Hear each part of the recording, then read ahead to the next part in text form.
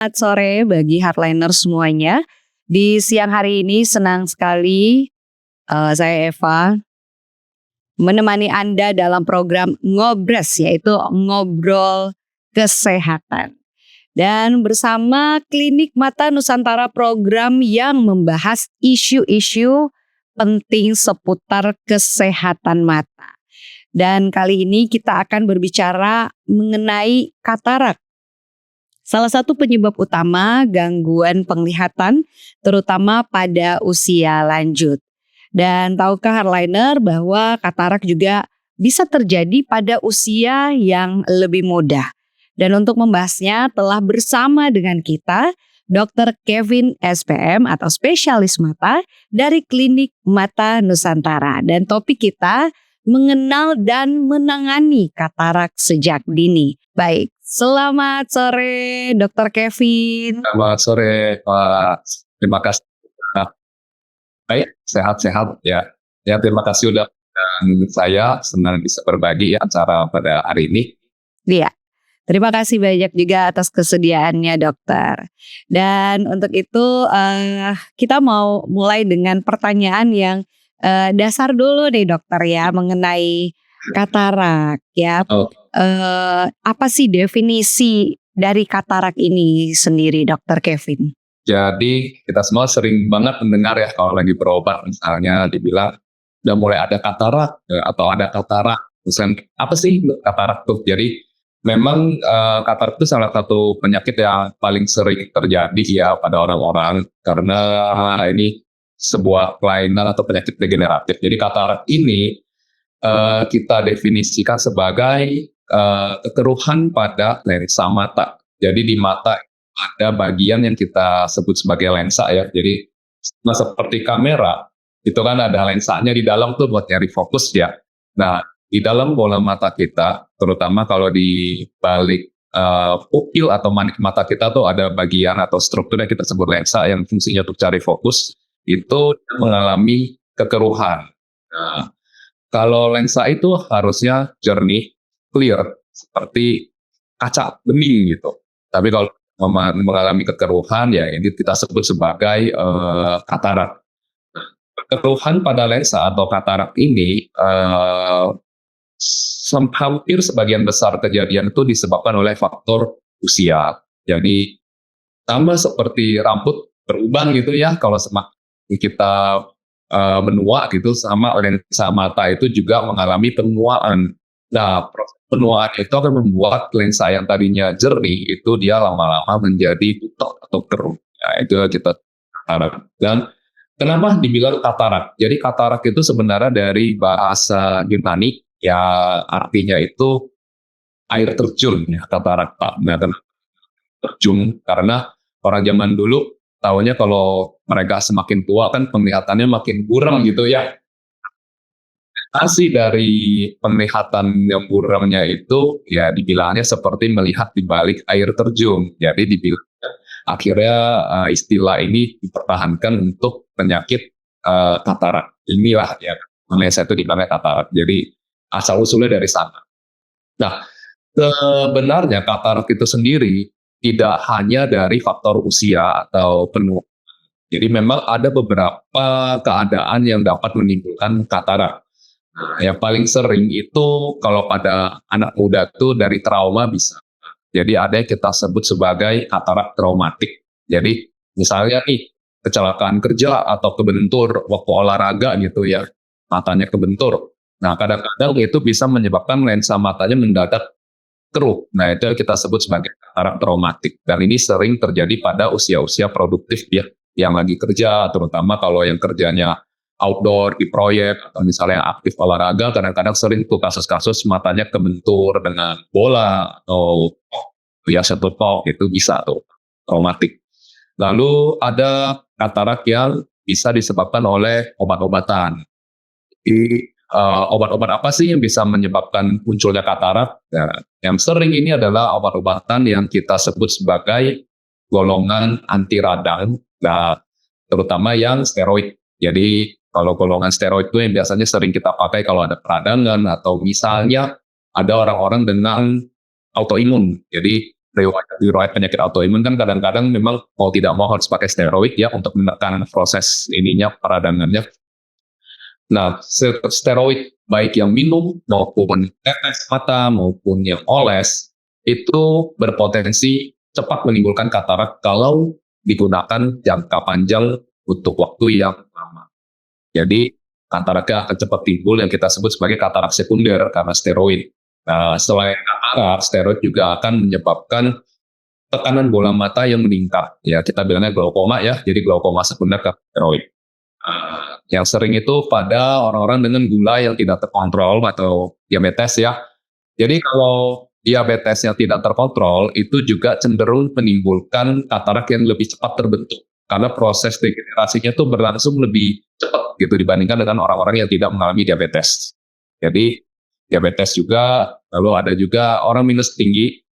Orang minus tinggi itu juga beresiko kataraknya lebih cepat muncul dibandingkan dengan orang-orang yang tidak memiliki minus atau minusnya nggak terlalu tinggi.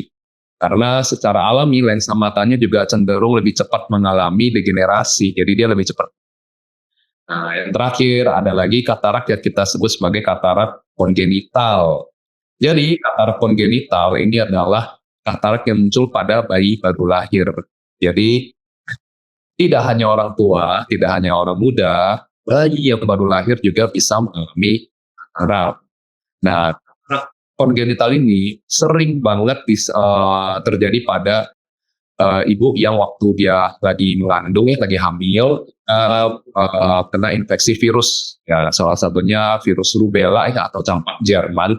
Itu ketika mengenai janinnya dia akan mengalami suatu sindrom ya. Salah satu yang sering terjadi adalah lensa matanya itu waktu terjadi pembentukan di dalam matanya, jadi akhirnya mulai muncul katarak.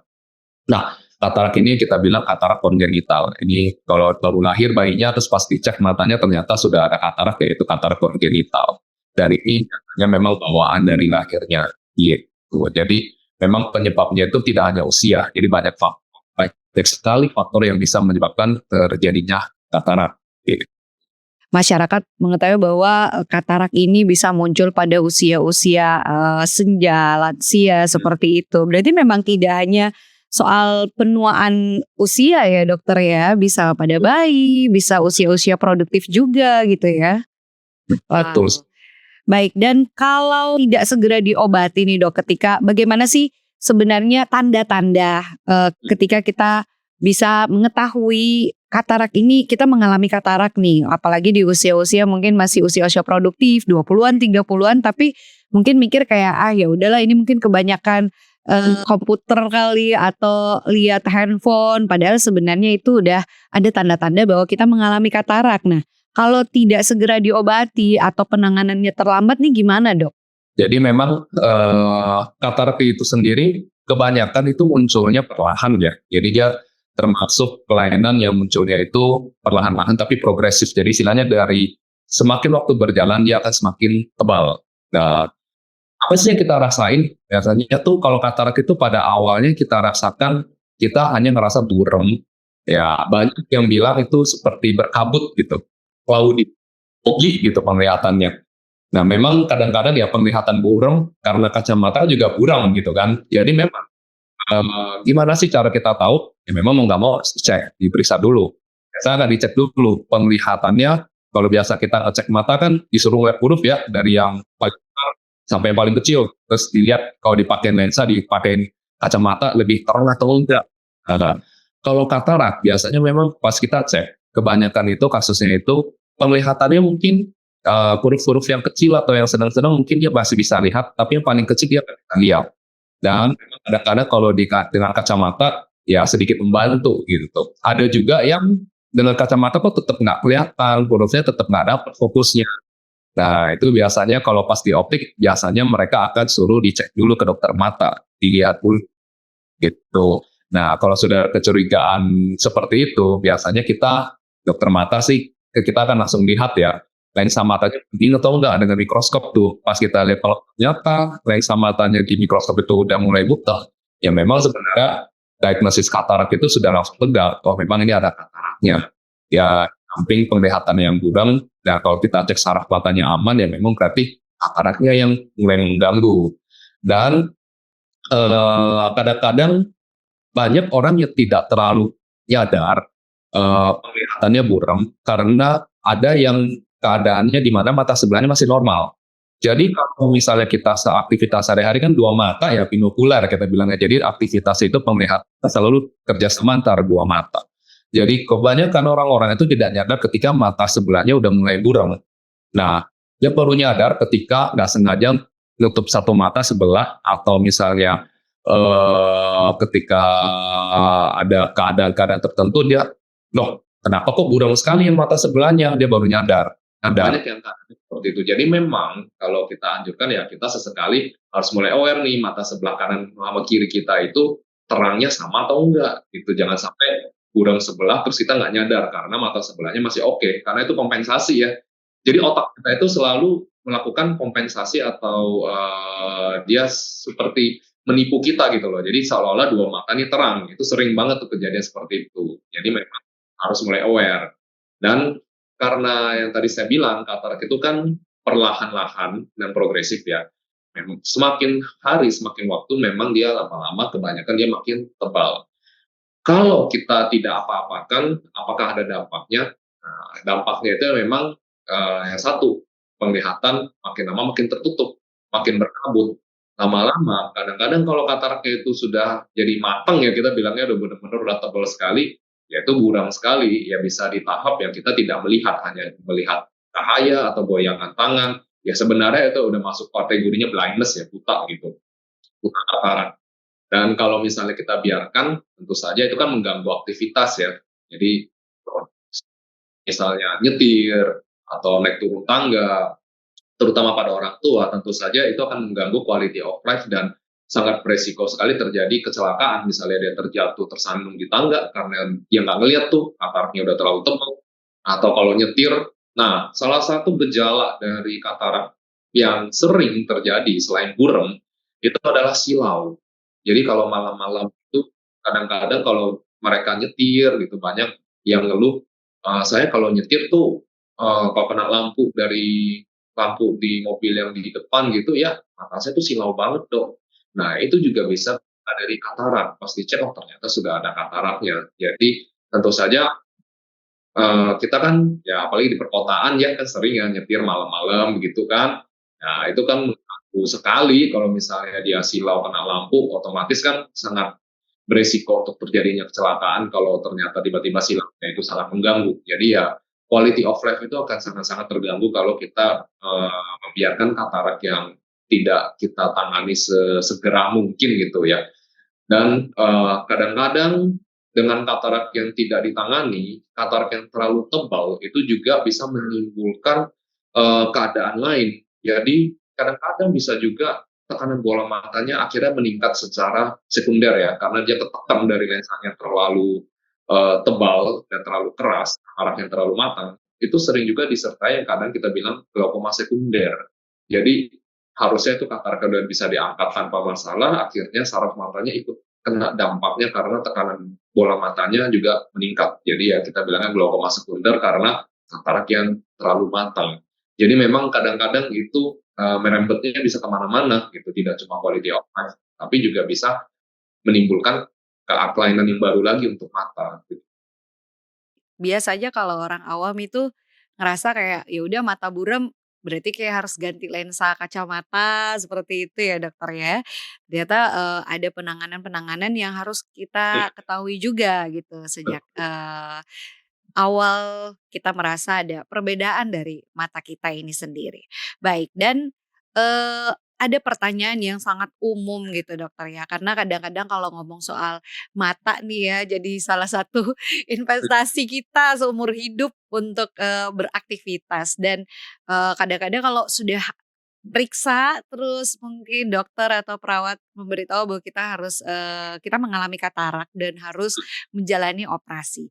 Ada nggak sih dokter, penanganan dini nih sebenarnya kalau mungkin, tahap-tahap dari katarak ini sendiri, seperti tadi ada yang dokter sampaikan ya, mungkin ada gejala-gejala. Nah ini apakah harus emang harus langsung dioperasi kah dokter atau, ada penanganan, dini dulu nih mungkin diobati atau sebagainya gitu Dokter Kevin? Silahkan.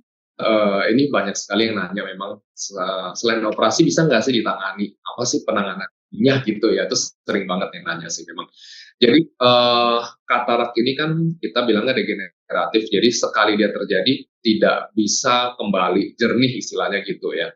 Jadi katarak itu kita akan lihat kematangannya, kebutekan buteknya itu seberapa butek gitu.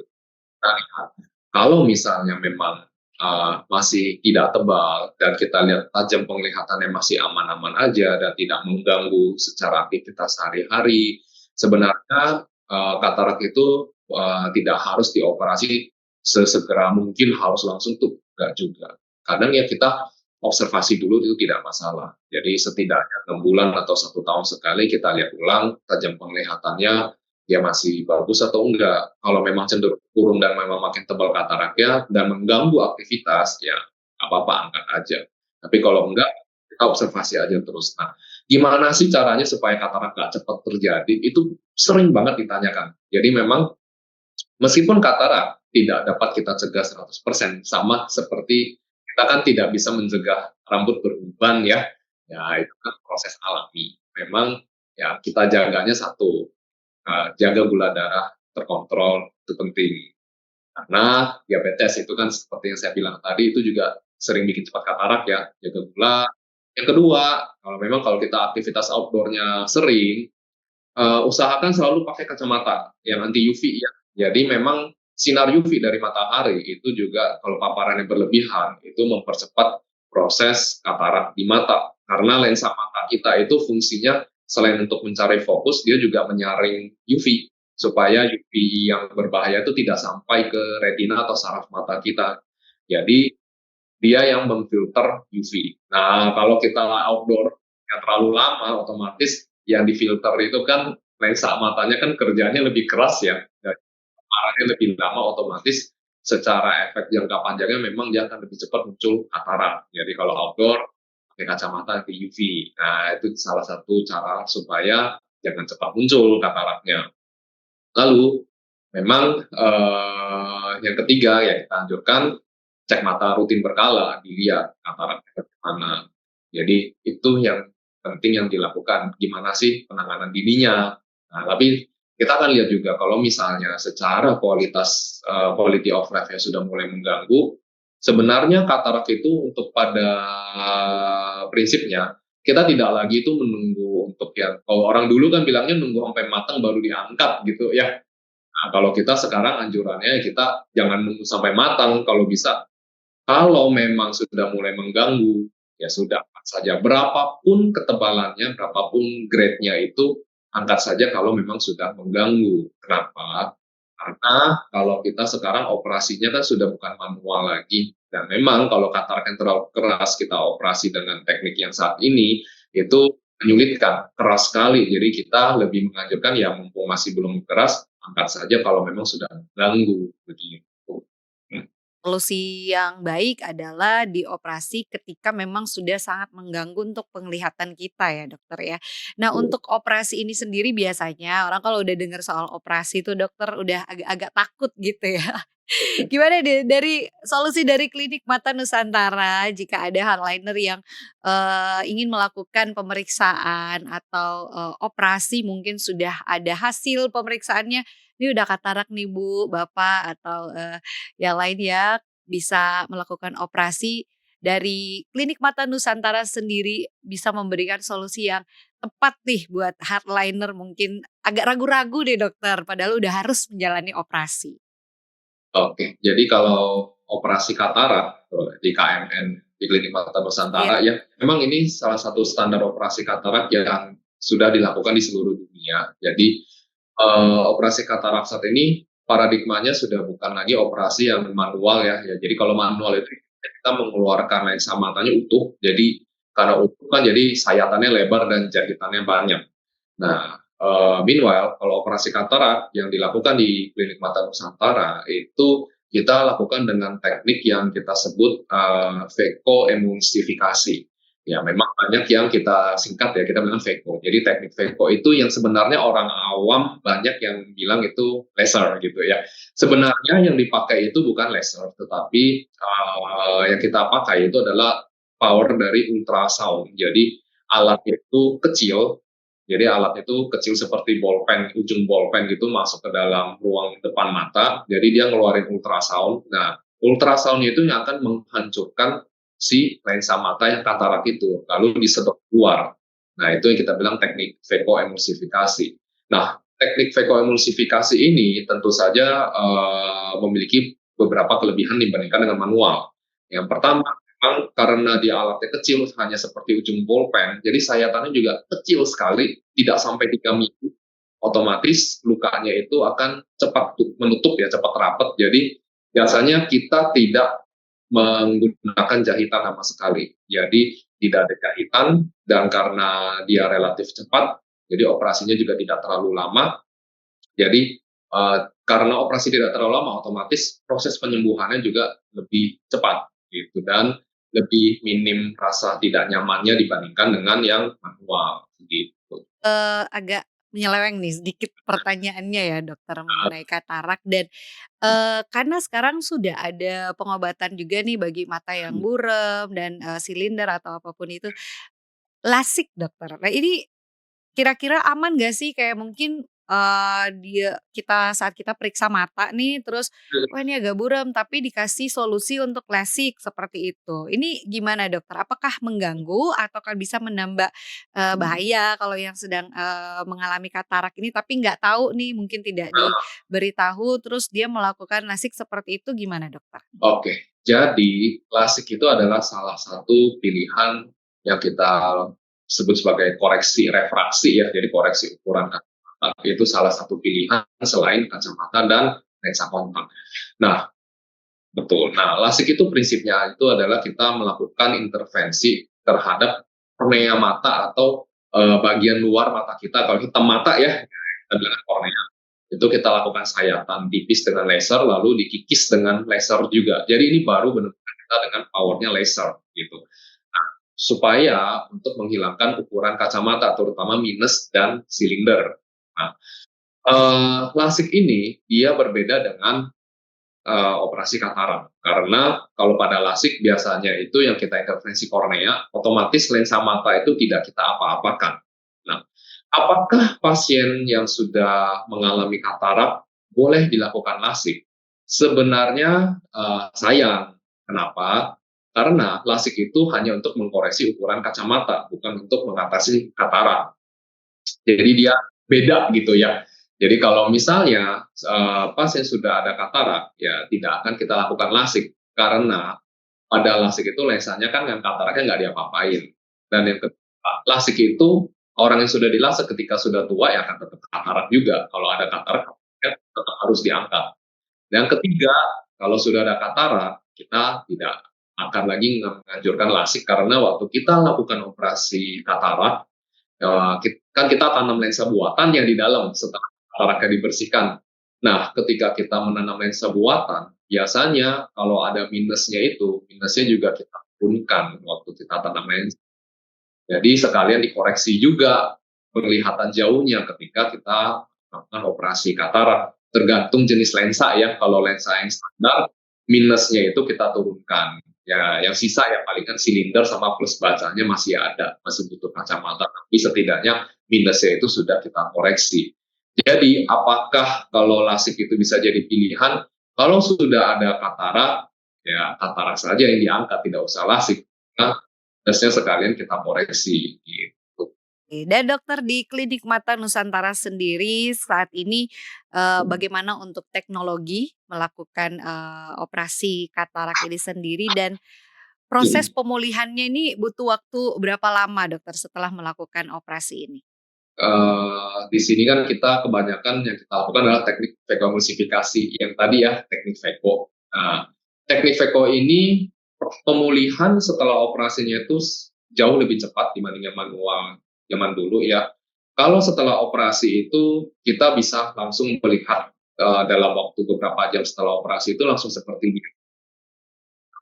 biasa. Jadi kita bisa langsung melihat Dan kalau untuk pemulihan peradangan setelah operasi, memang itu bisa makan waktu 1 bulan. Makanya kadang-kadang ya kita berikan antibiotik anti radang itu selama beberapa minggu sampai 1 bulan, itu baru dia mulai stabil. Tapi kalau untuk pemulihan penglihatan setelah operasi, tergantung biusnya ya. Kalau biusnya hanya ditetes, itu setelah operasi dalam waktu 1-2 jam setelah operasi ya udah melihat seperti biasa langsung gitu. Pas ke operasi sendiri itu masih harus ada obat-obatan kah yang diminum atau seperti yang tadi dokter bilang obat tetes itu, berapa lama tuh dokter biar, pasca operasi ini benar-benar butuh waktu, tetap minum obat dan, perawatan matanya sendiri ini atau pemeriksaan rutin seperti itu dokter? Jadi kalau untuk setelah operasi memang antibiotik dan anti radang tetes itu biasa kita berikan 1 sampai 2 minggu pertama tuh harus pakai ya. Tapi kalau anti radang tergantung keadaan, kalau memang masih ada peradangan sedikit, biasanya kita kadang bisa 3 minggu sampai 4 minggu itu pakai terus, baru kita stop, itu sering juga, tapi tidak jadi masalah karena tidak mengganggu aktivitas ya istilahnya. Jadi penglihatan tetap seperti biasa dan kebanyakan kita follow up sih kalau setelah operasi kan tetap harus kontrol ya. Jadi kita akan lihat yang kita lakukan tuh kita kontrol tuh 1 hari setelah operasi, 1 minggu setelah operasi, dan 1 bulan setelah operasi. Kenapa 1 bulan? Karena biasanya kalau 1 bulan itu ukuran kacamata yang tersisa itu sudah mulai stabil tuh. Jadi ya, itu yang terakhir yang 1 bulan itu diukur nih ukuran kacamata yang tersisa gimana. Jadi kalau ada sisa ya baru bikin kacamatanya. Karena kalau dalam 1 bulan pertama kadang-kadang dia masih bisa berubah dikit karena dalam proses penyembuhan ya, itu kadang masih bisa berubah tuh. Sayang kalau langsung bikin kacamata. Jadi biasanya kita tunggu dulu 1 bulan. Nah, tapi kalau untuk obat, biasanya kita akan berikan untuk antibiotik 1 sampai 2 minggu pertama, lalu anti radang itu ya tergantung keadaan, kadang-kadang bisa dalam sampai 3 minggu sampai 1 bulan baru kita stop. Jadi untuk obat seperti itu. Tapi kalau untuk aktivitas sebenarnya sih tidak ada pantangan khusus. Kalau untuk setelah operasi katarak, yang kita anjurkan itu yang memang satu, ya kalau bisa jangan berenang lah 1 bulan ya, karena air kolam renang kan kita agak mempertanyakan kebersihannya ya, apalagi kan habis operasi meskipun sayatannya kecil kan tetap ada resiko kuman masuk ya, takut infeksi ya. Tapi kalau untuk aktivitas seperti mandi, cuci muka, seperti biasa di rumah, itu tidak menjadi masalah. Yang penting matanya dimeremin, tutup, bilas, terus lap handuk baru buka mata itu nggak apa-apa. Gitu. Kalau untuk makanan sih tidak ada pantangan khusus ya. Yang kita lakukan itu ya kalau memang ada pantangan karena gula ya ikutin yang di sana. Tapi kalau misalnya untuk tidak ada riwayat apa-apa, tidak ada pantangan khusus sih untuk makanan. Jadi tidak masalah. Gitu. Di sesi terakhir ini, makasih ya Dokter Kevin untuk penjelasannya dan sebelum kita akhiri, ada pesan terakhir nggak untuk hardliner yang mungkin saat ini, sudah ngerasa ada sedikit gangguan nih di mata atau mungkin sudah juga melakukan pemeriksaan dan disarankan untuk operasi, mungkin Dokter Kevin bisa meyakinkan atau ada pesan-pesan untuk hardliner? Oke, Silakan. ya nanti yang pesan-pesan untuk Bapak Ibu sekalian nih, jadi kalau misalnya memang ngerasa penglihatan mulai nggak enak, buram, memang penyebabnya banyak sekali, tidak hanya katarak, kadang-kadang memang dari ukuran kacamata atau kelainan lain juga. Jadi kalau kita ngerasa penglihatan kita tidak nyaman, jangan ragu untuk periksakan mata ke optik atau dokter mata terdekat, karena penanganan dan deteksi dini itu penting sekali, terutama kalau untuk katarak. Kalau memang ternyata sudah mulai ada katarak dan memang mulai mengganggu, operasi secara dini itu jauh lebih aman dibandingkan dengan kita menunggu sampai katarak yang tebal, karena katarak yang tebal itu lebih beresiko untuk dilakukan tindakan karena dia lebih sulit jadinya dibandingkan dengan kalau kita operasi sejak dini. Nah, jadi saran saya memang setidaknya kalau kita tidak ada keluhan, dalam 1 tahun atau 2 tahun sekali, ya lakukan check up mata ke dokter mata terdekat untuk dilihat apakah ada masalah atau tidak.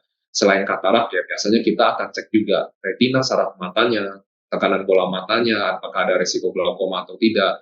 Karena banyak sekali kelainan-kelainan di mata, ya terutama katarak dan yang lain itu dia tidak langsung memunculkan gejala yang kita rasakan pada awal-awal dia mulai muncul. Jadi banyak yang kebanyakan pas cek itu baru ketahuan waktu ngecek, loh ternyata ada gitu. Jadi memang kalau bisa setidaknya kalau memang mulai merasa nggak nyaman langsung cek. Atau kalau tidak ada keluhan setidaknya lakukan check up mata rutin 1 tahun sekali supaya kalau ada kelainan terutama katarak ya pada khususnya ya langsung tahu. Baik, dan sebelum kita mengakhiri ngobres kita sore hari ini bersama Dokter Kevin SPM, Dokter, kalau boleh diinformasikan bagi hardliner, di mana nih kita bisa mendapatkan informasi mengenai KMN Eye Care sendiri?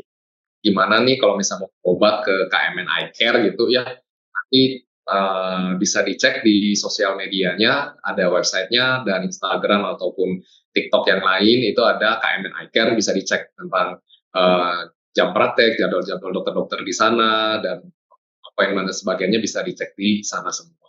Dokter Kevin, spesialis mata dari KMN Eye Care.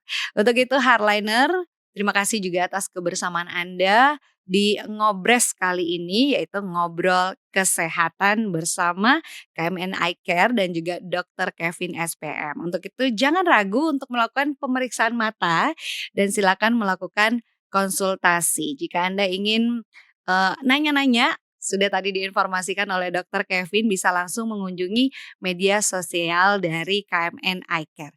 Untuk itu, tetap station di 100,6 Heartline Radio, your family station, more value, more than radio.